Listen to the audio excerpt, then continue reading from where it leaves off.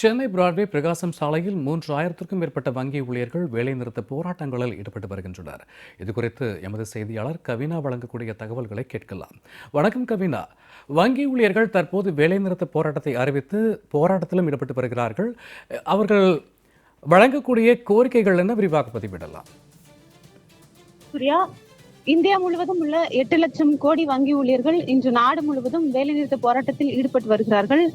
அவர்கள் வைக்கக்கூடிய கோரிக்கை என்னவென்றால், வாரம் 2 நாள் விடுமுறை, 5 நாள் மட்டுமே வேலை என்ற கோரிக்கையை நிறைவேற்றும்படி சென்னை பிராட்வே பிரகாசம் சாலையில் அமைந்துள்ள யூனியன் வங்கி முன்பாக தனியார் மற்றும் அரசு வங்கிகளை சேர்ந்த ஊழியர்கள் இந்த போராட்டத்தில் கலந்து கொண்டு ஈடுபட்டு வருகிறார்கள்.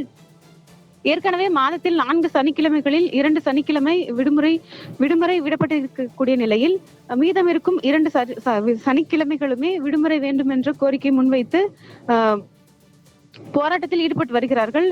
கைகளில் ஆங்கிலத்தில் எழுதப்பட்ட பதாகைகளை வைத்துக்கொண்டு முழக்கங்களை எழுப்பிக் கொண்டும் போராட்டத்தில் அரசு வங்கி ஊழியர்கள் ஈடுபட்டு வருகிறார்கள்.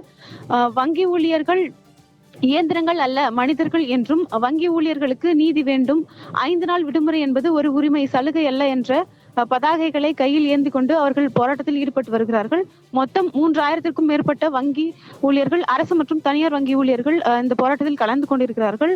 மேலும் இந்த வேலைநிறுத்த போராட்டத்தினால் வங்கியின் சேவைகளான பணம் டெபாசிட் செய்வது, புதிய கடன் விண்ணப்பங்களை பரிசீலிப்பது, கடன் தொகையை விடுவிப்பது போன்ற முக்கியமான பணிகள் அனைத்துமே முடங்கி இருக்கிறது.